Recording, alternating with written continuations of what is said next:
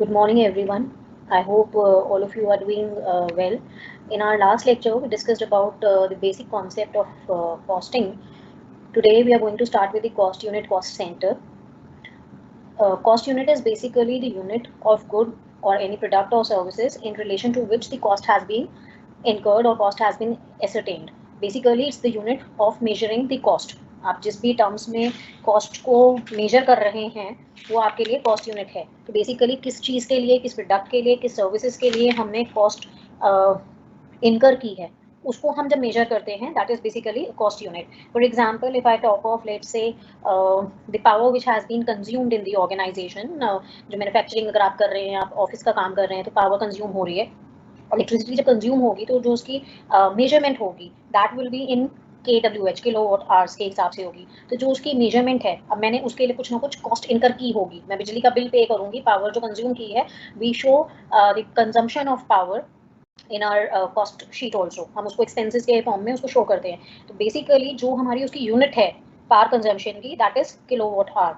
अगर let's say transportation की अगर मैं बात करूं, तो ट्रांसपोर्टेशन में if I am just having a business की जहां कैब फैसिलिटीज मैं प्रोवाइड कर रही हूँ या बसेस मैं प्रोवाइड कर रही हूँ, तो उसमें जो कैलकुलेशंस होती है कॉस्ट यूनिट के हिसाब से, तो cost unit will be the passenger kilometre. या अगर मैं उसको पैसेंजर्स के लिए यूज़ नहीं कर रही हूँ, I am just providing some transportation services for the transfer of some goods, raw material या कोई प्रोडक्ट को ट्रांसफर करने के लिए लोडिंग अनलोडिंग के टाइम पे मैं उसको अगर ट्रांसफर कर रही हूँ एक जगह से दूसरी जगह के लिए, उसके लिए मैं कोई ट्रक की फैसिलिटीज, ट्रांसपोर्टेशन की फैसिलिटीज प्रोवाइड करती हूँ, then it will be ton kilometre. कि कितना मटेरियल, कितना टन, कितना किलोग्राम के हिसाब से पर किलोमीटर मैंने कॉस्ट इनकर की है. तो that will B basically the cost unit. The cost unit is defined as the unit of the product or service in relation to which the cost has been incurred. If I talk of the carpet area के हिसाब से we can have per square feet कोई काम करने के लिए. For example, मैं अपने घर में फ्लोर पे टाइल्स लगा रही हूँ, तो टाइल्स के लिए जो टाइल लगाएगा वो अपनी कॉस्ट बताएगा कि आई charge this much of amount from you. उसमें उसका प्रॉफिट भी कैलकुलेटेड होगा, लेकिन वो प्रॉफिट कैलकुलेट कैसे कर रहा है, उसमें वो पहले हिसाब लगा लेता है कि पर पूरे एरिया के हिसाब से what will be the cost जो मुझे उसमें इनकर मैं करूँगा. तो इट विल बी पर स्क्वायर फीट के हिसाब से वो अपने चार्जेस बता देगा कि इतने पैसे मेरे लगेंगे. So this is basically the concept of cost unit. Now coming to the second concept, which is the cost center. Cost center is basically a location. It may be a person, it may be an item of any equipment in relation to which the cost has been ascertained and related to the cost unit for the purpose of cost control. तो किसी भी location के लिए, किसी item के लिए, किसी individual के लिए अगर मैंने कॉस्ट इनकर की है, तो दैट लोकेशन, पर्सन और any item for which the cost has been incurred, that will be the cost centre. तो अगर मैं किसी चीज़, अगर मान लीजिए मैं मशीन यूज़ कर रही हूँ, किसी कोई प्रोडक्ट बनाने के लिए अलग अलग डिपार्टमेंट्स हैं, अलग अलग डिविजन्स हैं, सर्विसेज मैं प्रोवाइड कर रही हूँ जिसके लिए मैं अलग अलग मटीरियल्स, अलग अलग इक्विपमेंट्स यूज़ कर रही हूँ. तो हर इक्विपमेंट जो मैं यूज़ करूँगी, for example if I am just using the machines, तो वो मशीन जो मैं यूज़ कर रही हूँ प्रोडक्ट को बनाने के लिए, that will be the cost centre. तो इट्स द आइटम और it's the equipment for which the cost has been ascertained. If I am making payment rent के लिए, अगर मैं पे कर रही हूँ, बिल्डिंग यूज़ कर रही हूँ, डेप्रिसिएशन में चार्ज करके दिखा रही हूँ, लाइटिंग के एक्सपेंसेस दे रही हूँ, सैलरी के टर्म्स में, वेजेस के टर्म्स में मैं अगर पैसे दे रही हूँ, तो जिसको पैसे दे रही हूँ या जिस चीज़ के लिए मैं पैसे खर्च कर रही हूँ, that will be the cost centre. So there is a difference in cost unit and cost center. Don't get confused. Cost unit is the unit when we are measuring the cost, and cost center is the item or the location or the person for which the cost has been incurred. Now you have third concept also, which is cost object. Cost object is anything for which a separate measurement of cost may be desired. Like if one wants to compute the cost of a particular thing, तो वो cost object हो जाएगा. कि किसी एक particular चीज़ के लिए अगर मैं कॉस्ट कैलकुलेट कर रही हूँ, तो वो कॉस्ट सेंटर तो पूरा का पूरा है. लेकिन अगर कोई एक पर्टिकुलर आइटम के लिए, किसी एक ऑब्जेक्ट के लिए, किसी एक प्रोडक्ट के लिए, सर्विस के लिए, किसी एक एक्टिविटी के लिए या कोई एक प्रोसेस के लिए अगर मैं इंडिविजुअली सेपरेटली अगर कॉस्ट कैलकुलेट करूँगी, then that will be the cost object. Then you have different methods of costing in which you have main जो आप लोगों को पढ़नी है, you have single output costing or the unit costing, you have job costing, contract costing, batch costing, process और service costing. ये कुछ अलग अलग methods हैं costing techniques के, which we will discuss in our later lectures. I am not going in the detail of these methods of costing, क्योंकि हमें पूरा डिटेल में पढ़ना है. You have different techniques of cost accounting also, costing जिसमें standard costing, marginal costing, budgetary, absorption costing, ये कुछ techniques होती है costing के लिए. Basically when we talk of costing का जो मेन ऑब्जेक्टिव था, मेन ऑब्जेक्टिव जो थे हम लोगों ने लास्ट क्लास में पढ़े थे कि सबसे पहला है that we want to ascertain the cost. किसी एक प्रोडक्ट से रिलेटेड, किसी एक सर्विस से related, we are computing the total cost of production so that we can determine its selling price. The first objective of cost accounting was to ascertain the cost of a product or a service. The second objective is to determine or basically the calculation of cost helps you in determining or fixing the selling price of that product or services. तो पहले step में हमने cost calculate की किसी भी product या services के लिए, जिसकी वजह से हमें इजी हुआ कि हम अब जब मार्केट में उसको देंगे, अवेलेबल कराएंगे अल्टीमेटली कंज्यूमर्स को, हम जब वो देंगे प्रोडक्ट या services, then we can fix the selling price. We can determine the selling price. The third objective of cost accounting is that when we have calculated the cost of production of any product or services, then we can try to control the cost, or we can try to reduce the cost. अगर कहीं wastage है, कहीं loss है, तो we can try to take remedial actions or proper steps can be taken by the organization to control that wastage or the loss of cost. तो जो additional खर्चे हम कर रहे हैं या जब कहीं वेस्टेज हो रही है, लॉस हो रहा है, उसमें भी कैटेगरीज होती है, नॉर्मल लॉस है कि एबनॉर्मल लॉस है, बट जहां हम कंट्रोल कर सकते हैं, मिनिमाइज कर सकते हैं नुकसान को या खर्चों को, तो हमें क्योंकि टोटल कॉस्ट पता है, it basically helps you in reducing or controlling the cost to certain extent. It is very important because you have a very competitive environment. You want to improve the profitability. This can be attained by controlling or reducing the cost using these different techniques of costing.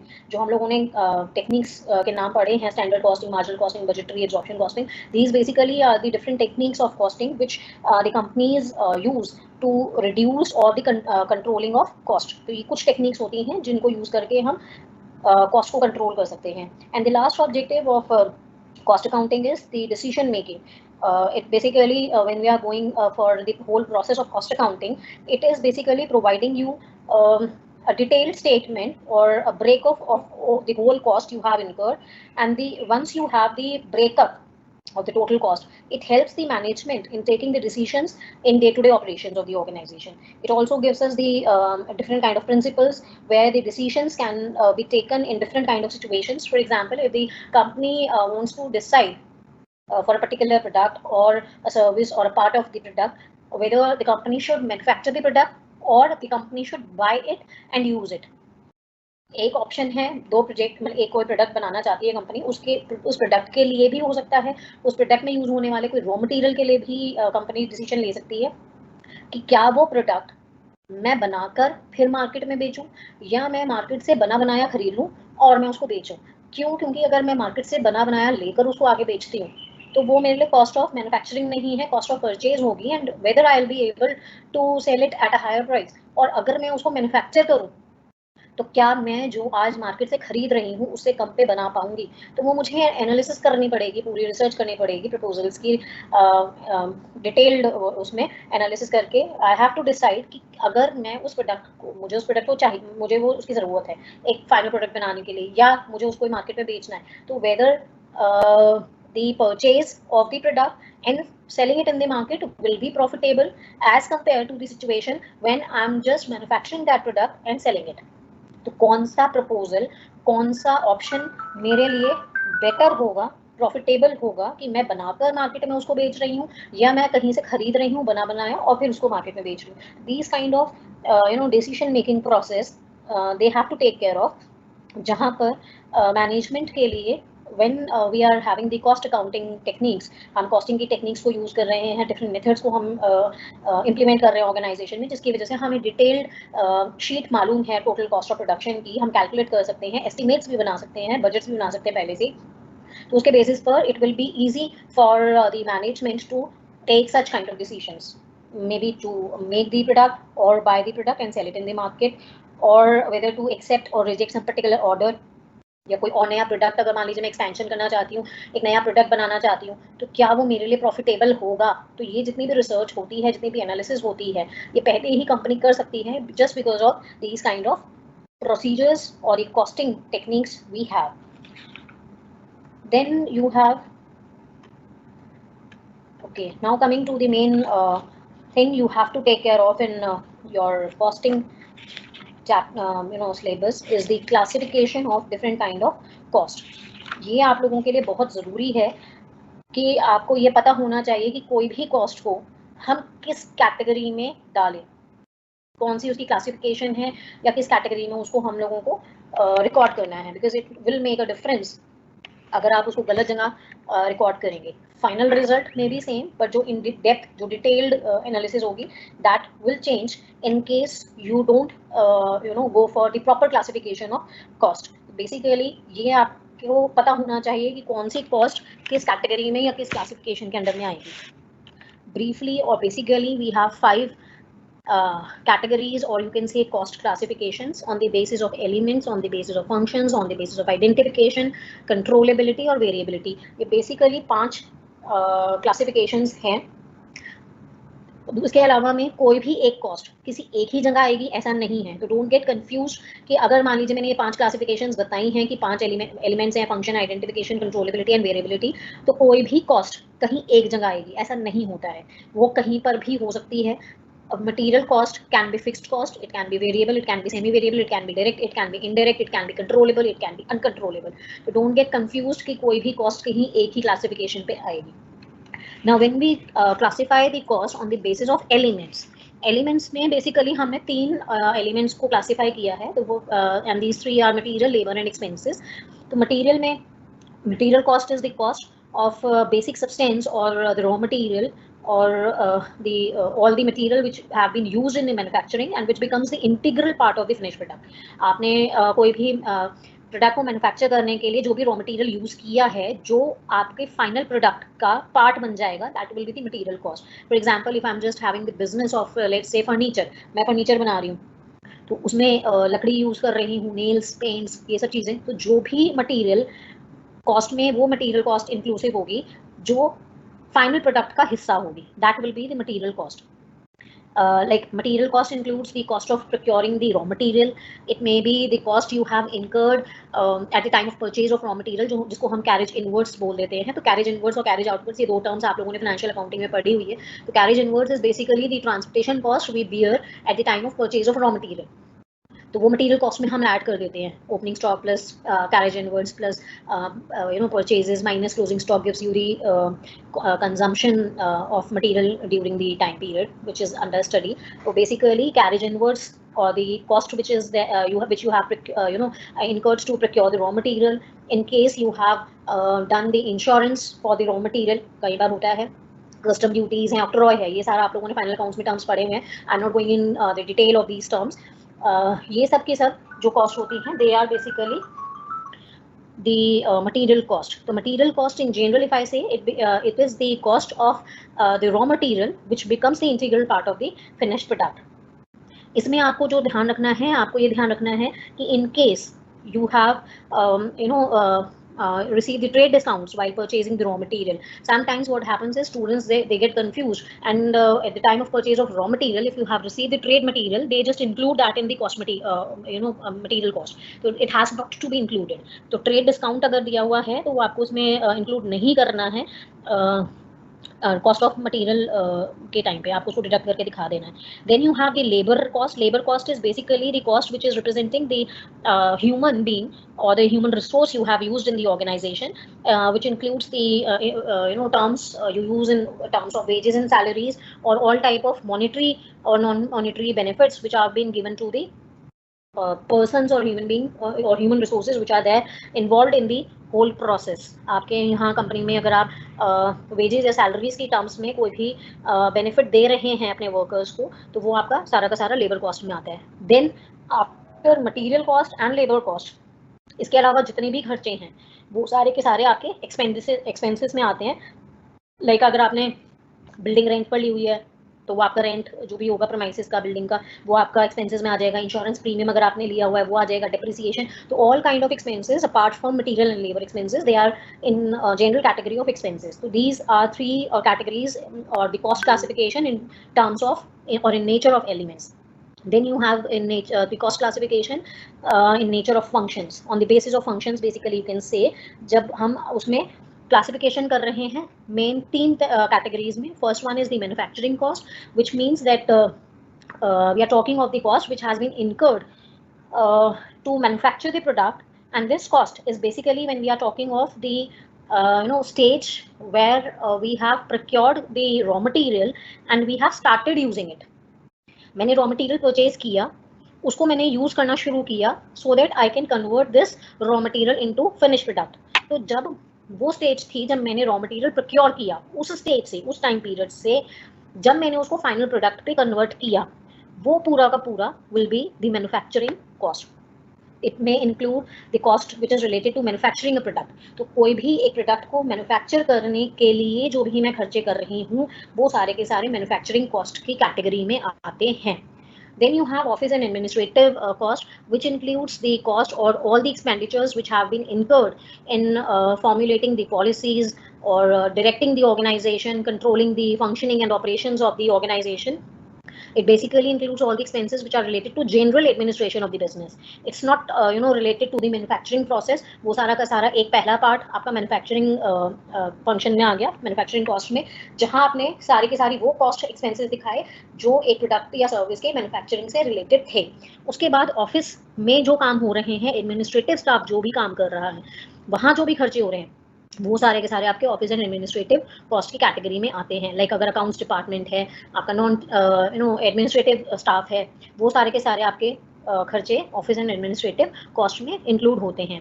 Then the third part on the basis of function is the selling and distribution cost. As the name suggest, we are talking of the cost which we incur at the time of promotion of the sales. तो मैं अगर customers को retain करके रखना चाहती हूँ, उसके लिए मैं कोई खर्चा कर रही हूँ, कस्टमर्स में अवेयरनेस क्रिएट कर रही हूँ अपने प्रोडक्ट या सर्विसेज के लिए, तो वो सेलिंग एंड डिस्ट्रीब्यूशन के एक्सपेंसेस की कैटेगरी में आएगा. If I am just giving the commission to our salesman, after sale services दे रही हूँ, फ्री सैंपल्स बांट रही हूँ, एडवर्टाइजमेंट कर रही हूँ, एनी पैकिंग कर रही हूँ प्रोडक्ट की, बहुत अच्छे से उसकी पैकेजिंग कर रही हूँ attractive, so that it can attract new customers. तो वो जो पैकिंग अच्छी कर रही हूँ, उसका मेन पर्पस क्या है?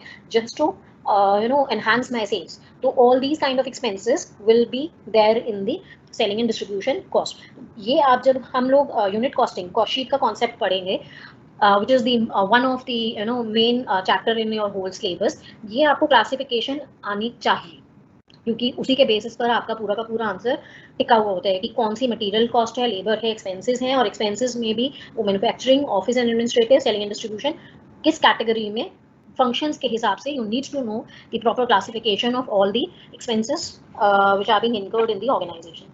Then the third classification is on the basis of identification, where we talk of the direct and indirect expenses. This kind of category is basically talking of the logically tracing the total cost according to the process, where we are talking of the manufacturing of the process, और दूसरे में हम manufacturing से related नहीं कर रहे हैं. Like when we talk of the direct cost are basically the cost which we can conveniently or logically trace or allot to a particular object. किसी manufacturing से related अगर मेरा कोई खर्चा है, तो वो direct खर्चे हैं. तो अगर मैं इसको एक लाइन में बोलूँ तो डायरेक्ट एक्सपेंसेस और direct cost are those cost which are directly related to the production process, जिसको आप प्रोडक्शन प्रोसेस से डायरेक्टली रिलेट कर सकते हैं. अब डायरेक्टली रिलेट का मतलब यहाँ पर ये है कि लॉजिकली आप उसको रिलेट कर रहे हो प्रोडक्शन प्रोसेस से. For example, if any cost which is not being incurred that would lead to an adverse impact on the production process, then that will be the direct cost. तो कोई भी cost अगर ऐसी है जिसको मैं अगर इनकर ना करूँ, उसकी वजह से जो प्रोडक्शन है मेरी ऑर्गेनाइजेशन में, वो उस पर नेगेटिव इम्पैक्ट आ जाएगा. हो सकता है वो रुक जाए, हो सकता है वो कम हो जाए. वो जो भी कॉस्ट होगी, that will be the direct cost, and all other cost will be the indirect cost. For example, if I talk of the raw material, मैं अगर रॉ मटेरियल परचेज ही नहीं करूंगी, I would not be able to manufacture the product. Then that means direct material. अब material की जब हम लोगों ने एलिमेंट्स में क्लासिफिकेशन की थी, तो मैंने मटेरियल, लेबर और एक्सपेंसेस की बात की. यहाँ पर अब आपको बाइफिकेशन और करनी है कि मटेरियल जो कॉस्ट है उसको भी आपको डायरेक्ट या इनडायरेक्ट में बताना पड़ेगा. ये आपको पता होना चाहिए कि which material cost is direct cost, which material cost is indirect cost, because you may use different kind of material in the organisation. ऐसा कोई एक मटेरियल हो सकता है जो डायरेक्टली एक हिस्सा बन रहा है फाइनल प्रोडक्ट का, और एक मटेरियल ऐसा है जिसको आपने यूज तो किया है लेकिन that is not the part of the final product, तो वो आपके लिए इनडायरेक्ट कॉस्ट हो जाएगी, और जो हिस्सा बन रहा है फाइनल प्रोडक्ट का that will be the direct cost. तो डायरेक्ट कॉस्ट के लिए आपको ये देखना है कि जो फाइनल प्रोडक्ट का हिस्सा बन रही है विच कैन डायरेक्टली बी और लॉजिकली और conveniently be allocated to a particular cost object, then that is the your direct cost. And the indirect cost are the basically the cost which you cannot logically or conveniently link with the cost object. अगर मान लीजिए supervisor है, supervisor को आपने रखा है organisation में, let's say you are using 10 machines in the organisation to manufacture product, अब उसमें जो रॉ मटेरियल यूज हो रहा है वो तो आपके लिए डायरेक्ट होगा जितना भी यूज हो रहा है। अगर आपने सुपरवाइजर को रखा है कि भाई आपको इन 10 मशीन्स को सुपरवाइज करना है, या आपको उन 10 मशीन पे जो लोग काम कर रहे हैं उनको सुपरवाइज करना है, तो what will happen, the payment which is being made to the supervisor that will be the indirect cost, and the person who's working on the machine and manufacturing the product, अगर वो काम नहीं करेगा तो production नहीं होगी, उस पर कहीं ना कहीं अगर वो छुट्टी पे चला गया तो वो मशीन काम नहीं कर रही है, या किसी और को लगाओगे तो किसी और को भी लगाओगे, तो उस टाइम पे जो उसको पैसे दोगे that will be the direct cost. You just needs to know the proper classification in terms of direct and indirect cost.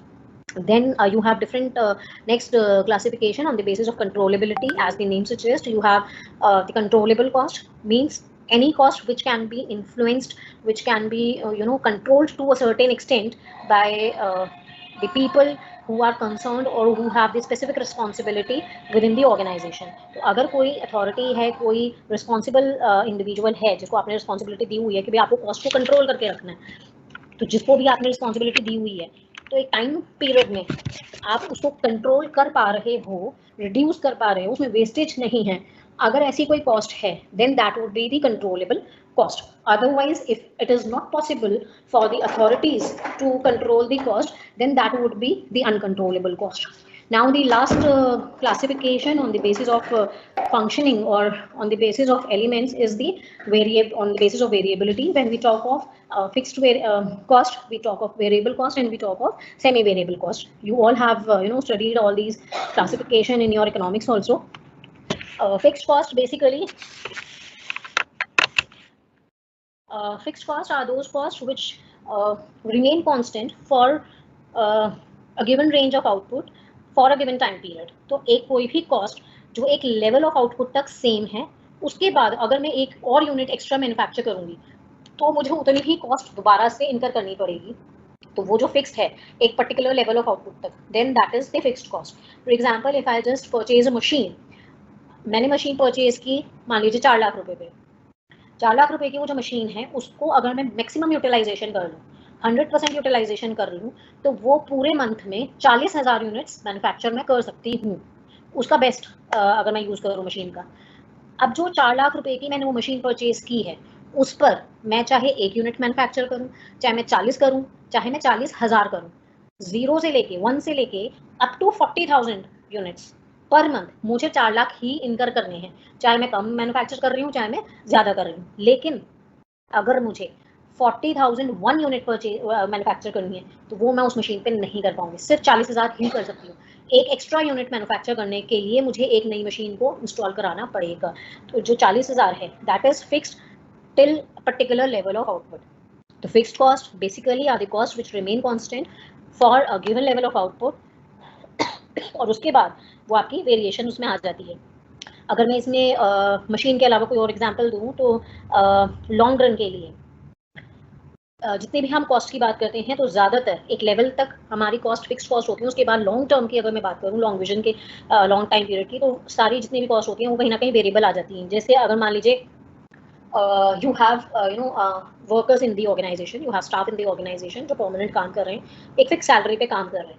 अब मान लीजिए कोई एक इंडिविजुअल काम कर रहा है and he is earning 1 lakh rupees per month as salary, he is your employee permanent. अब उसका जो नेचर है, जो कॉन्ट्रैक्ट है आप लोगों के साथ, उसमें क्या है कि अभी he is getting 1 lakh rupees per month from the organisation as salary, but once he completes 1 year of the job in the organisation he will be getting the promotion, उसको कहीं ना कहीं प्रमोशन मिलेगा, every year you will be getting the promotion. तो अगर मैं सिर्फ 1 साल की बात करूँ तो 1 साल तक मेरी सैलरी फिक्स है 1 लाख रुपये। Next year the level will increase. तो एक उसमें इंक्रीमेंट जो लगेगा वो उसको वेरी कर जाएगा, उसके बाद फिर वो 1 साल के लिए फिक्स्ड हो जाएगी, फिर अगले साल फिर प्रमोशन लगेगा तो वो वेरी करेगी, फिर वो आपके लिए फिक्स्ड रहेगी। तो it is basically in short run it's fixed cost, long term के लिए अगर बात करूँ क्योंकि उसमें वेरिएशन हो रही है तो वो वेरिएबल कॉस्ट होगी कि एक लेवल तक सेम है मगर उसके बाद वो वेरी करेगी। और वेरिएबल कॉस्ट में क्या होता है, variable cost are those cost which directly change in the direct proportion to the change in volume of output. तो उसमें अगर मैं मैन्युफैक्चर कर रही हूँ प्रोडक्ट, जो भी कोई कॉस्ट मैन्युफैक्चरिंग से रिलेटेड है, मैन्युफैक्चरिंग से रिलेटेड इन द सेंस कि मैं जितनी यूनिट्स बनाऊंगी उसके हिसाब से ही मेरी कॉस्ट इनकर मैं करूंगी। For example if I am just manufacturing let's say the 100% capacity of the machine was 40,000 units, I am able to sell only 30,000 units per month, I am just manufacturing 30,000 कि मुझे उससे ज़्यादा बना के रखने की मुझे ज़रूरत है ही नहीं। तो 30,000 यूनिट्स के लिए जितना भी मैं रॉ मटेरियल यूज़ करूँगी वो सिर्फ उतना ही करूँगी यूज़ जितना मेरी 30,000 यूनिट्स मैन्युफैक्चर में कर पाऊँगी। तो वो मेरे लिए वेरिएबल कॉस्ट हो गई। अगर मैं 15,000 यूनिट्स मैन्युफैक्चर कर रही हूँ तो उसके हिसाब से रॉ मटेरियल चाहिए। तो any cost which is directly related और it's in direct proportion to a change in the volume of output, then it is the variable cost. Now the third is the semi-variable cost. Semi-variable costs are the item of cost which is basically a combination of fixed as well as the variable component. तो आपके लिए fixed proportion of the cost represents the minimum unavoidable expenses जो आपका एक level of activity तक same है और उसके बाद वो आपका change हो जाएगा as the usage of that particular item. तो अगर आप एक लेवल तक बात करेंगे तो वो अमाउंट आपके लिए जो कॉस्ट है जो आप इनकर कर रहे हो वो आपका फिक्स रहेगा और उसके बाद वो चेंज होता चला जाएगा। For example if I talk of let's से इलेक्ट्रिसिटी बिल, तो जो मिनिमम रेंट देना है वो मुझे देना ही है, चाहे मैं यूज़ करूँ चाहे ना करूँ, और उसके बाद वो वेरी करता चला जाएगा। जितनी ज़्यादा कंजम्पशन मैं करूँगी बिजली की उतना ही बिल बढ़कर आएगा, जितनी कंजम्पशन कम होगी उतना ही बिल कम आएगा। तो that is basically a cost which is semi variable in nature कि एक लेवल तक वो फिक्स्ड है और उसके बाद वो आपका वेरी कर जाएगा। I hope these classifications are clear to you. Then you have other relevant cost concepts also, where we talk of relevant and irrelevant cost. Relevant costs are those which are changed or affected by a decision in a particular situation. तो मैं अगर किसी एक situation में कोई decision ले लूँ जिसकी वजह से कोई कॉस्ट चेंज हो जाती है, then that becomes the relevant cost. It is basically it's the future cost which are relevant to decision making process. Irrelevant cost वो हैं which remain same and basically they are not being affected by any kind of decision which is taken by the authorities. Sunk cost, I'm just giving you the brief of all these costs क्योंकि आपके लिए जो main cost classification थी वो आपकी material labour expenses functions के basis पे, identification के बेसिस पे, वेरिएबिलिटी के बेसिस पर है, जो हम लोगों ने अभी डिस्कस किए हैं 5 पॉइंट्स। ये आपको कॉस्ट अकाउंटिंग में पता होने चाहिए कि कौन सी कॉस्ट किस किस कैटेगरी में आती है। Then you have sunk cost. Sunk cost basically are the costs which are already incurred in the past and they cannot be changed in any further decisions. These basically are the non-recoverable cost. So उसमें and these costs are the costs which have been incurred in past and they don't involve any cash outflow at present. आज कोई भी cash outflow नहीं है, मैं पहले खर्चा कर चुकी हूँ और वो अब आज के टाइम पे किसी भी डिसीजन मेकिंग प्रोसेस में रेलिवेंस नहीं रखती है, उसको कोई फायदा नहीं, मैं पहले खर्च कर चुकी, खत्म कहानी। They are basically the sunk cost. Out of pocket cost कौन सी होती हैं? These are the cost which involve cash outlay immediately और in future for a decision to be taken. मुझे एक डिसीजन लेना है फ्यूचर में, फ्यूचर के लिए मैं एक डिसीजन ले रही हूँ जिसकी वजह से मुझे अभी तुरंत पैसे कोई खर्च करने हैं। फॉर एग्जाम्पल मैंने एक मशीन परचेज की थी, उसको मुझे रिपेयर कराना पड़ेगा so that it can be used. तो वो अगर मैं रिपेयरिंग उसकी नहीं कराऊंगी, I would not be able to properly use the machine, तो वो मेरे लिए out of the pocket cost हो जाती है। Then you have product cost or period cost. Product cost are those costs which are closely associated with the production activities rather than the passage of time. Basically, these are the costs which are included in the cost of manufacturing a product. तो जैसे मैंने आपको अभी बताया manufacturing वाली है या direct indirect है, तो इसी तरह आपकी जो प्रोडक्ट कॉस्ट है, product cost is basically directly related to the manufacturing of a product. तो कोई भी ऐसी कॉस्ट जिसको आप डायरेक्टली रिलेट कर सकते हो प्रोडक्ट की मैन्युफैक्चरिंग से, तो that will be the product cost. उसको टाइम से कोई मतलब नहीं है, कितना टाइम उस प्रोडक्ट को बनाने में हमें लग रहा है, it's irrelevant. We are just concerned with the cost which is necessary to manufacture a product, then it becomes the product cost. And when we talk of the period cost, these are the costs which are identified with the period of time in which they are incurred. And it's not concerned with how many units which how many units are being produced. Period cost का इस बात से कोई मतलब नहीं है कि मैंने कितनी यूनिट्स को मैन्युफैक्चर किया है।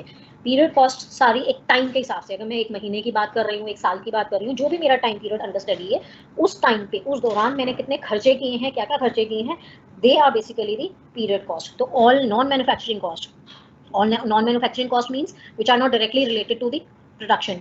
So these all non-manufacturing cost like salary of the staff, administrative expenses, depreciation or selling expenses, they are the period cost. कि मुझे इस बात से कोई मतलब नहीं है कि प्रोडक्शन हुई या नहीं हुई, प्रोडक्शन हुई तो कितनी हुई, कितनी यूनिट्स की हुई, ये जो खर्चे हैं ये मुझे देने ही हैं. Apart, it's not related with the production process somehow. Then you have the marginal cost. It is the amount by which the aggregate cost is changing. If I'm just changing the volume of output by 1 unit, मैंने 30,000 units बनाए या मैंने 40,000 units बनाए, अब मैं 40,000 से 1 unit अगर extra बनाऊंगी तो what will be the additional cost I'll be incurring, वो आपकी मार्जिनल कॉस्ट है. तो it is basically the cost which is there which you are incurring in case the volume of output is increased or decreased by 1 unit, assuming, अब यहाँ क्या concept है, assuming that the fixed cost do not change.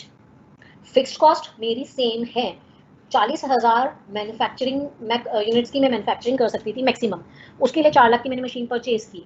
जब मैं 30,000 units बना रही हूँ तो वेरिएबल कॉस्ट जो मेरी है that is the cost of raw material.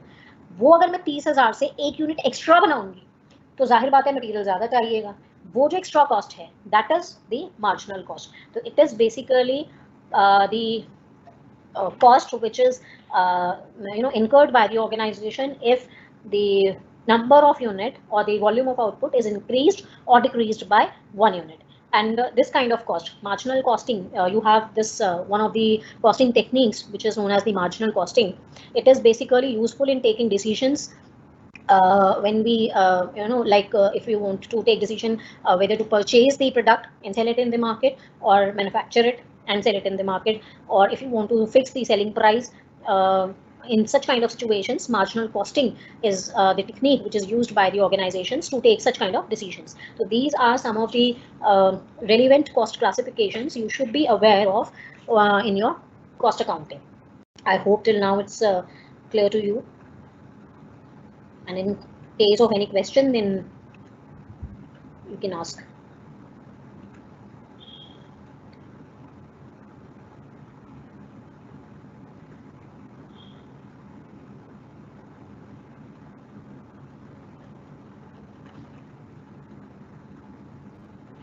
Okay, Sarthak, you have asked me expenses are overheads.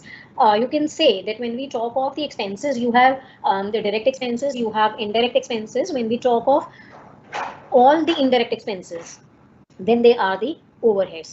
अगर मैं उसमें क्लासिफिकेशन कर रही हूँ, the first classification we did was on the basis of elements, जिसमें material, labor और expenses की बात की.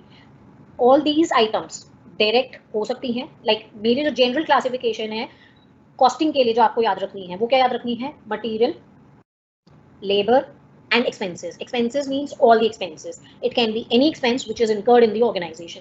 ये 3 चीजें आपको पता होनी चाहिए. इसमें जो क्लासिफिकेशन आपको देखनी है वो क्या देखनी है, whether the cost which has been incurred on material it is direct और इनडायरेक्ट. ये अब हमारा अगला टॉपिक है जो मैं शुरू करने वाली हूँ, तो मैं उसको थोड़ा सा आपको ब्रीफ बता देती हूँ कि मटेरियल, लेबर और एक्सपेंसेस आपको 3 पहले पता होने चाहिए, वो आप कर लोगे आराम से क्लासिफिकेशन. उसकी क्लासिफिकेशन में what you need to take care of is कि मटेरियल भी अगर है, ये 3 एलिमेंट्स जो आपके मेन हैं, इनको आपको क्लासिफाई करना है on the basis of direct and indirect, कि वो डायरेक्ट है या वो इनडायरेक्ट है. अगर वो डायरेक्ट है तो वो इकट्ठा एक जगह आएगा, अगर वो इनडायरेक्ट है तो वो अलग अलग जगह जाएगा. तो एक्सपेंसेस के लिए जो आपने स्टेटमेंट लिखी है, expenses are overheads, in general you can say that expenses are overheads. अब एक्सपेंसेस की जगह मैं कह सकती हूँ कॉस्ट आर ओवरहेड्स और एक्सपेंसेस. तो यहाँ पर अगर मैं ओवरहेड्स की टर्म्स में अगर बात कर रही हूँ, जहाँ आप एक्सपेंसेस की टर्म्स को यूज कर रहे हो, this term of expenses for overheads may include raw material, it may include payment to any worker, labour के लिए जो हम देते हैं, या कोई और एक्सपेंसेस के फॉर्म में. तो उसमें मटेरियल और लेबर भी आ सकता है ओवरहेड्स में, इनडायरेक्ट में. तो आपको जो क्लासिफिकेशन करनी है that is direct material, direct labour, direct expenses. ये पहली 3 क्लासिफिकेशन करनी है. तो आपने तीनों में ही डायरेक्ट को करा और इनडायरेक्ट को करा. डायरेक्ट एक जगह आ जाएंगे, indirect अलग जगह जाएंगे. This is how you have to go for the classifications. And when we talk of indirect expenses, whether they are indirect material, whether they are indirect labor, whether it's indirect expenses, then they are termed as the overheads. I hope it's clear to you, or if in case you have further doubts in this, you can ask me. Pratibha, you have asked me, do we have class of cost accounting on Friday? On Friday, yes, you have a class on Friday also. Alternate days पे आप लोगों के lectures लगे हुए हैं. You must be having your schedule with you.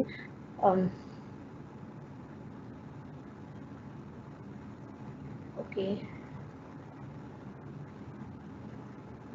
Abhishek, you have asked me whether there is any group, WhatsApp group for cost accounting. Yet we don't have any WhatsApp group. In case all of you want to have a WhatsApp group, then I can share my number. First, what you all can do is you all can have one WhatsApp group.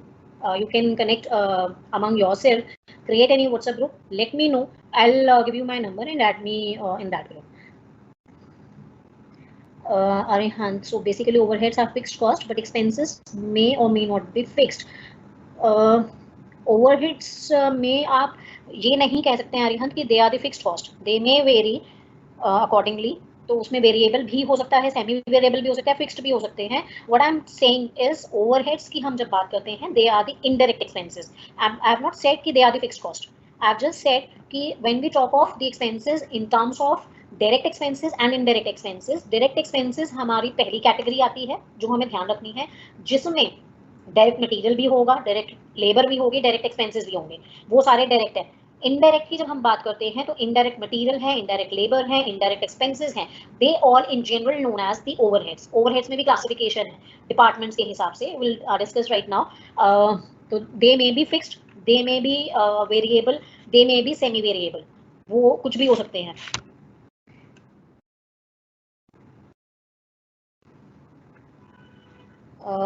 Sarthak, I don't know. You have shared your number, admin of 7 groups. Okay, I'll just share my number to you. You can add me there.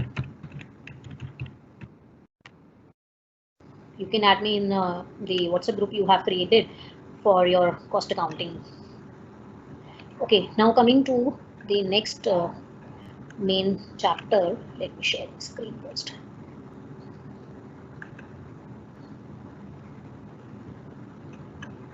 Okay, I hope the PDF file for single output costing is visible to you, PDF. This is one of the main chapters, starting chapter. अब अगर आप इसको syllabus के हिसाब से देखेंगे तो that is in some other unit, it's not in the first unit. First unit की कुछ थियोरी मैंने आपको फर्स्ट लेक्चर में और आज एलिमेंट्स और क्लासिफिकेशन में समझा दी है, कुछ अभी मैंने स्किप की है just because we have shortage of lectures. I'm just skipping some of the theory which you can do, and in case you have any doubt you can ask me. Now I'm just coming directly to the cost sheet or the unit costing or single output costing. Single output costing is basically the statement or the document which we prepare in detail which shows the total cost of production. जब हम कोई भी product को manufacture कर रहे हैं या कोई सर्विसेज प्रोवाइड कर रहे हैं तो जाहिर बात है हम कोई ना कोई कॉस्ट इनकर कर रहे होंगे. एक स्टेटमेंट, एक डॉक्यूमेंट डिटेल्ड वर्जन में आपको उसकी पूरी कॉस्ट बता रहा है, कॉस्ट ऑफ प्रोडक्शन या cost of manufacturing the product और कॉस्ट ऑफ रेंडरिंग सर्विसेज. जो भी सिचुएशन है, प्रोडक्ट बना रहे हो तो कॉस्ट ऑफ प्रोडक्शन हो गई, सर्विसेज रेंडर करो तो सर्विसेज रेंडर करने के लिए आपने कितनी कॉस्ट बियर की है. तो कॉस्ट शीट जब हम बनाते हैं, it's basically the single or output costing. It's the technique where we prepare a detailed document. Just give me a while, I will just join you back.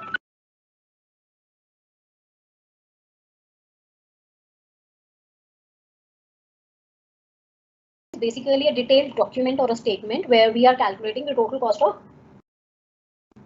production. It's basically this kind of technique you can say, or the output costing is used or applied in the industries or the sectors where generally what happens is they have only a single product. एक same product अगर आप manufacture कर रहे हो तो उस unit, उस organisation के लिए single output costing technique best मानी जाती है, या आप मतलब बेस्ट इन द सेंस कि वो यूज़ की जाती है. तो सिंगल आउटपुट या single or output costing name से भी आपको आप ध्यान रख सकते हैं कि in case you are manufacturing same product or a single product, or homogeneous product जहां आपको कैटेगराइजेशन करने के लिए अलग अलग प्रोडक्ट वाइज दिक्कत नहीं होगी, एक जैसे ही आप प्रोडक्ट्स बना रहे हो, तो it would be easy for you to prepare the cost sheet. Then this kind of cost sheet or single costing is technique is used when the production units are physical or production is homogeneous or production process is standardized. उसमें बहुत ज़्यादा variation नहीं है, एक धर्रे पे काम चले जा रहे हैं, एक स्टैंडर्ड्स आपने सेट किए हुए हैं, उसी स्टैंडर्ड प्रोसेस को फॉलो करके वो काम चल रहा है and it's basically a continuous affair.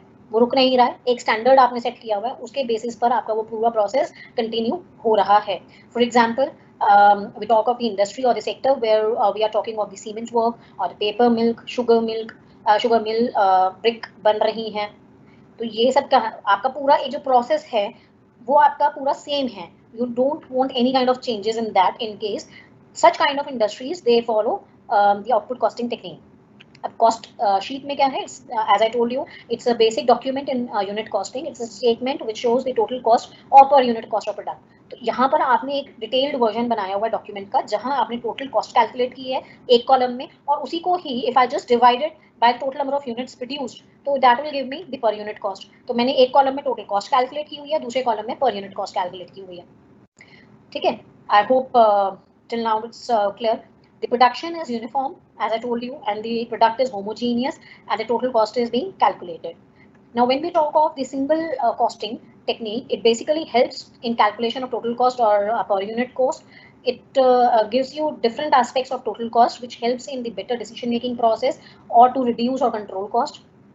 And this technique is useful for interfirm और intrafirm comparison. अगर सिंगल आउटपुट है तो आप इंटरफर्म, आपके जैसे आप अपनी इंडिविजुअल अपनी कंपनी के अंदर ही अंदर उसकी एनालिसिस कर सकते हो अलग अलग टाइम पीरियड के लिए, और apart from this you can have इंट्राफर्म comparison also. तो हिस्टोरिकल बेसिस के हिस्टोरिकल जो कॉस्ट है जो आपने पहले बनाई हुई थी, उसके बेसिस पर आप कॉस्ट शीट बना सकते हो. आप एस्टिमेटेड बजटेड फिगर्स भी कैलकुलेट कर सकते हो. पिछले साल मैंने कितना खर्चा किया था, अब प्रोसेस तो मेरा सेम ही चल रहा है. मान लीजिए मेरी शुगर मिल है, शुगर का पूरा प्रोसेस सेम है, थोड़ी बहुत वेरिएशन इन्फ्लेशन डिफ्लेशन की वजह से हो सकती है, बट अदरवाइज तो पूरा प्रोसेस सेम है. तो मैं क्या कर सकती हूँ, मेरे पास पिछले साल का डेटा पड़ा हुआ है कि मैंने कितने खर्चा उठाया था, उसके बेसिस पर what I can do is I can forecast in the sense कि मैं अगले साल के लिए बजटेड फिगर्स या एस्टिमेटेड फिगर्स कैलकुलेट कर सकती हूँ. तो on the basis of historical data और historical cost I can prepare the estimated cost for future. That will help me in the overall functioning of the organisation. मुझे अगर कहीं लगता है एक्सपेंशन कर सकती हूँ तो मैं उसके लिए डिसीजन ले सकती हूँ. मुझे लगता है कि कोई कॉस्ट को कंट्रोल कर सकती हूँ, if possible I can take the remedial actions for that also. कहीं अगर मेरे पास मुझे अगर मान लीजिए गवर्नमेंट के टेंडर्स होते हैं, प्राइवेट टेंडर्स होते हैं, अगर मुझे टेंडर्स कहीं भरने हैं, कोटेशंस देनी होती है, तो उसके लिए क्योंकि मेरे पास लास्ट ईयर का डेटा है जिसके बेसिस पर मैं फोरकास्ट करके बजटेड कैलकुलेशंस कर रही हूँ, बजटेड फिगर्स लेकर आ रही हूँ, तो it would be easy for me to submit the tenders with proper quotations. उसमें तुक्केबाजी नहीं होगी, फेक आइडिया नहीं होगा, क्योंकि मैंने पिछले डेटा के बेसिस पर जो एस्टिमेट्स बनाए होंगे उसमें शायद बहुत ज़्यादा वेरिएशंस नहीं आएंगे. Exceptional situations may be there, but otherwise you will be able to have proper budgeting or proper forecasting, जिसके बेसिस पर आप डिसीजन भी ले सकते हो कि आपकी कॉस्ट कितनी करोगी, तो आप प्रॉफिट अगर बढ़ाना चाहते हो तो वो आप कैसे बढ़ा सकते हो, प्रॉफिट की प्लानिंग कर सकते हो.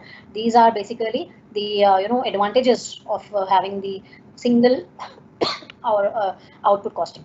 अब इसका प्रोसीजर क्या है, मैंने जैसे आपको बताया, आपको क्या करना है, मटेरियल, लेबर और एक्सपेंसेस. अब ये तीन क्लासिफिकेशन हैं, इनको मुझे बाइफिकेट करना है.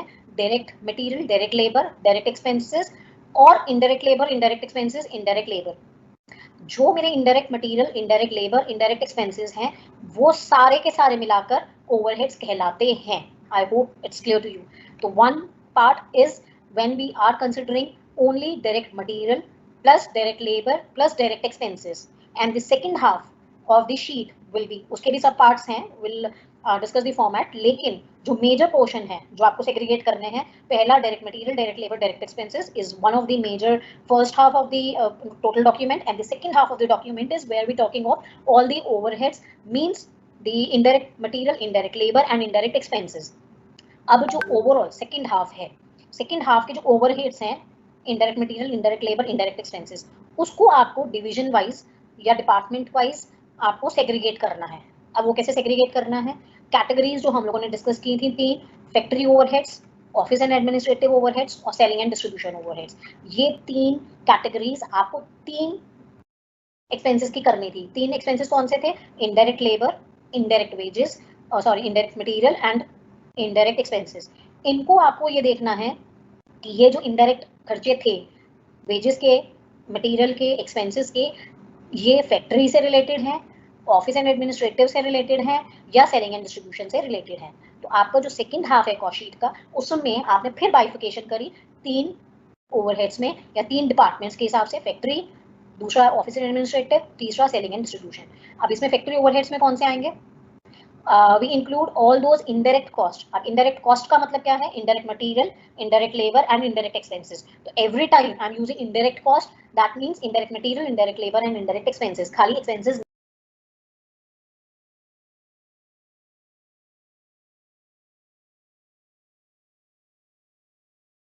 लेबर एंड इनडायरेक्ट एक्सपेंसेस, खाली एक्सपेंसेस नहीं होते हैं, उनको सबको मिलाकर ओवरहेड्स कहा जाता है।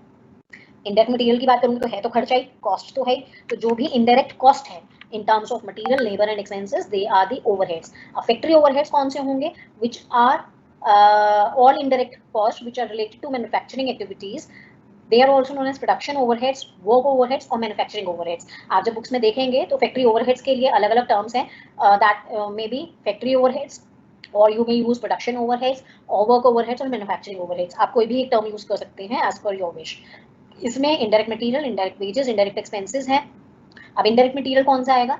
जो आपने यूज तो किया फैक्ट्री में, मगर वो डायरेक्टली प्रोडक्शन से रिलेटेड नहीं था। डायरेक्टली प्रोडक्शन से रिलेटेड का मतलब फाइनल प्रोडक्ट का हिस्सा नहीं था।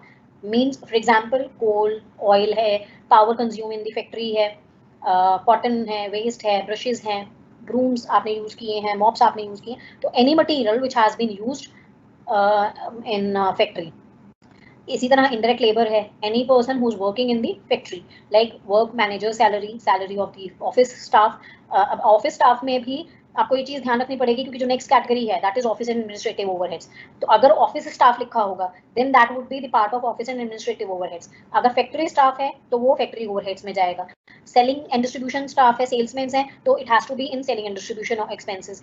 तो ये आपको अब यहाँ पर जो चीज ध्यान रखनी है वो ये ध्यान रखनी है कि कोई भी कॉस्ट डायरेक्ट है तो वो डायरेक्ट लेबर, डायरेक्ट मटेरियल या डायरेक्ट एक्सपेंसेस में जाएगी जो प्रोडक्शन से रिलेटेड थी, ठीक है। लेकिन अगर वो इनडायरेक्ट है तो क्या वो फैक्ट्री में इनकर हुई है? If yes then that would be a part of factory overheads.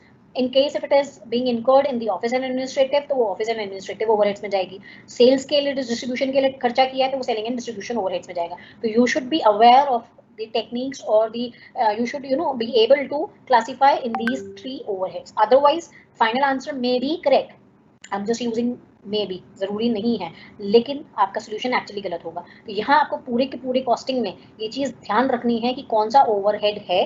Overhead का मतलब इनडायरेक्ट एक्सपेंस है, और उसमें भी वो कौन सी कैटेगरी में या कहाँ पर है, फैक्ट्री में है, ऑफिस में है, या सेल्स के टाइम पर है। तो इनडायरेक्ट लेबर के लिए वर्क मैनेजर सैलरी, एग्जाम्पल्स ही आपको दिए हुए जो आप स्क्रीन पे देख पा रहे हैं। फैक्ट्री के स्टाफ को आप दे रहे हो, सुपरवाइजर के आप सैलरी दे रहे हो। अब मान लीजिए मैं एक जनरल एग्जांपल ले रही हूँ, सुपरवाइजर की सैलरी। सुपरवाइजर की सैलरी अगर जनरल लिखा हुआ है, कुछ स्पेसिफाई नहीं किया हुआ है, then you can use incorporate this expenses, indirect expenses, supervisor की सैलरी फैक्ट्री में, क्योंकि हम मान के चलते हैं कि जो फैक्ट्री में वर्कर्स काम कर रहे हैं उसके लिए हमें सुपरवाइजर की जरूरत थी, हमने वो रखा हुआ है, तो हम अज्यूम करके फैक्ट्री ओवरहेड्स में दिखा देते हैं। अब वहां लिखा हुआ है कि आपने एक सुपरवाइजर को रिक्रूट किया हुआ है, अपनी कंपनी में रखा हुआ है, जो फाइनल प्रोडक्ट को देखता है, फाइनल प्रोडक्ट की निगरानी करने के लिए। अब फाइनल प्रोडक्ट तो फैक्ट्री से नहीं है, वो सेल्स के टाइम का हो गया, क्योंकि वो सेल्स के लिए प्रोडक्ट रेडी था, तो that will be there in the selling and distribution overheads में, अगर वहां उस सुपरवाइजर को पैसे दे रहे हैं। तो this kind of classification you needs to understand properly. Indirect expenses में we are talking of factory rent, any expenses which are there in the factory. I hope these are clear. Then coming to the second part, which is office and administrative overheads, which includes indirect material, indirect wages, indirect expenses. Again, वही तीनों चीजें आई in relation to the general administration of the business. Now we are not concerned with the production, we are not concerned with the unproductive work which is done in the factory. Now we are talking of the general administration. Production है तो भी ठीक है, नहीं है तो भी ठीक है, आपको तो ऑफिस में काम करने ही पड़ेंगे ना, ऑफिस में तो काम चलता ही रहेगा। तो वहाँ पे इंडायरेक्ट मटेरियल कैसा यूज हो सकता है? जो ऑफिस स्टाफ है वो स्टेशनरी यूज कर रहा है, वो let's say white board use कर रहे हैं, प्रोजेक्टर्स यूज कर रहे हैं प्रेजेंटेशंस देने के लिए, फर्नीचर यूज कर रहे हैं, तो वो सारा का सारा ऑफिस एंड एडमिनिस्ट्रेटिव ओवरहेड्स में जाएगा। तो अगर मटेरियल की मैं बात कर रही हूँ तो इस तरह से मटेरियल में चला जाएगा। वहाँ जो स्टाफ काम कर रहा है उनको अगर आप सैलरी दे रहे हो तो वो indirect labour I office and administrative overheads में। इनडायरेक्ट एक्सपेंसेस में कहाँ गए, जैसे मैंने आपको अभी फर्नीचर का बताया, फर्नीचर आपने यूज किया, उस पर डेप्रिसिएशन लगाया, आपने बिल्डिंग जो ली हुई है, बिल्डिंग में बिल्डिंग यहाँ पे जो चीज आपको ध्यान रखनी है, एक बिल्डिंग आपने किराए पे ली है, उस बिल्डिंग के मान लीजिए 3 फ्लोर्स हैं, मैं सिर्फ एक सिंपल सा एग्जांपल दे रही हूँ, 3 फ्लोर्स में से एक फ्लोर पे सारा का सारा एडमिनिस्ट्रेटिव वर्क काम होता है, ऑफिस वाले लोग बैठते हैं पूरे फ्लोर पे और कुछ काम नहीं होता। अब तीनों बिल्डिंग, पूरी बिल्डिंग का किराया मान लीजिए 3 लाख रुपए, ग्राउंड फ्लोर पे सारा ऑफिस का काम होता है, एडमिनिस्ट्रेटिव काम होता है, फर्स्ट फ्लोर पे सारी की सारी प्रोडक्शन होती है, नथिंग एल्स, थर्ड फ्लोर पे गोडाउन है और आपका स्टॉक रखा रहता है जो फाइनल प्रोडक्ट आपके पास बन गए हैं। तो ये 3 फ्लोर अगर आपके बने तो उसमें से आपको बाइफिकेट करना पड़ेगा रेंट को, अगर क्वेश्चन में कुछ इन्फॉर्मेशन है उसके बेसिस पर। अब मान लीजिए मैं कह रही हूँ 3 फ्लोर्स हैं, तो तीनों फ्लोर में से एक फ्लोर का हिसाब और तीनों फ्लोर की मिलाकर 3 लाख रुपए आप रेंट दे रहे हो, तो मैंने सिंपलेस्ट तरीका क्या करा, 1-1 लाख रुपए तीनों के मान लिए। तो ऑफिस एडमिनिस्ट्रेटिव ओवरहेड्स में रेंट कितना चला जाएगा, 1 लाख रुपए, फैक्ट्री के लिए चला जाएगा 1 लाख रुपए, प्रोडक्शन के लिए चला, और आपका सेलिंग एंड डिस्ट्रीब्यूशन के लिए चला जाएगा 1 lakh. This is how you have to bifurcate it. I have just given you example. It totally depends the information which is there in the question, on the basis of which you have to allocate the overheads or the expenses. Then you have selling and distribution overheads, which includes the indirect material, indirect wages, again indirect expenses, which are in relation to the sales and distribution of the product. ये सब आपके classification आपको पता होनी चाहिए. I'll just take 2 more minutes of yours and then I'll just wind up today's lecture. Now we have the treatment of stocks. When we talk of the stock of raw material calculate करने के लिए cost sheet जब हम बनाएंगे तो cost sheet में value of raw material consumed during the year दिखाते हैं, जिसके लिए हमारी कैलकुलेशंस क्या होती है, अगर दिया नहीं है तो वी हैव टू कैलकुलेट। तो basically raw material consumed during the year वो फिगर हम शो करते हैं कॉस्ट शीट में, विच is opening stock plus purchases minus closing stock. ऐसे ही वर्क इन प्रोग्रेस क्या होता है, it's a semi finish product, ना तो वो रॉ मटेरियल है और ना ही वो फाइनल प्रोडक्ट है, वर्क इन प्रोग्रेस है, तो उसकी जो कॉस्ट होती है वो फैक्ट्री ओवरहेड्स में चली जाती है, एडजस्टमेंट्स जो जाती हैं, और उसके लिए हम क्या करते हैं, current manufacturing cost plus opening work in progress minus closing work in progress. And इसी तरह फिनिश प्रोडक्ट होता है जो हमारा जाता है कॉस्ट ऑफ प्रोडक्शन में, एडजस्टमेंट होती है, and that is cost of production plus opening stock of finished product minus closing stock of finished product. This will be clear when we'll attempt any numerical in our next class. I'm just skipping these 2-3 items, we'll discuss in the next class. Now this is the performer which you all can see on the screen. This is the cost sheet of the organization of a particular period. This is the main format, particulars, total और per unit. सबसे पहले आपने raw material consumed दिखाया during the year, which is opening stock plus purchases minus closing stock, that means direct material to which you add direct labour और direct wages plus direct expenses. तो आपने को जो मैंने आपको बताया था कि पहले आपको मटेरियल, लेबर और एक्सपेंसेस को डायरेक्ट और इनडायरेक्ट में करना है, तो फर्स्ट हाफ और first main portion is direct material, direct labour and direct expenses. इन तीनों को जब हम ऐड करते हैं तो जो टर्म हमें जो वैल्यू मिलती है that is known as the prime cost. वो हमारे लिए एक मेजर हिस्सा होता है कॉस्ट शीट का, डायरेक्ट कॉस्ट है हमारी टोटल, जिसमें हम ऐड करते हैं सारे फैक्ट्री ओवरहेड्स। अब मैं आपको सिर्फ ब्रीफ में बता रही हूँ, detail will discuss day after tomorrow in our next lecture. To prime cost we add all the factory overheads and we get the factory cost. Factory cost के बाद हम उसमें ऐड करते हैं ऑफिस एंड एडमिनिस्ट्रेटिव ओवरहेड्स, हमारा second part जो था indirect expenses में या ओवरहेड्स में, and we get the total, we get the cost of production. Cost of production के बाद हम उसमें एडजस्टमेंट्स के बाद में selling and distribution expenses add करते हैं, we get the cost of sales. This is the simplest format of your cost sheet. अब यहाँ पर आपको जो चीज ध्यान रखनी है, again and again I am repeating, you need to know which expense or which cost is the direct cost or which is indirect cost, and in case it is indirect cost, whether it has to be recorded under factory overheads or office and administrative or selling and distribution, you just need to know about all these, and the cost sheet will be prepared properly and accurately. We'll do this numerical of this cost sheet in our next class. I hope the concepts are clear. In case you have any doubt, you can ask me, otherwise we can continue our class day after tomorrow.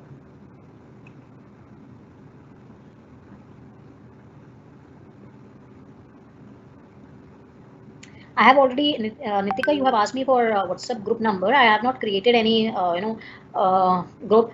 I have shared my number, WhatsApp number. Any one of you can create any WhatsApp group and add me in that. and I'm not aware of any WhatsApp group. In case you already have some WhatsApp group.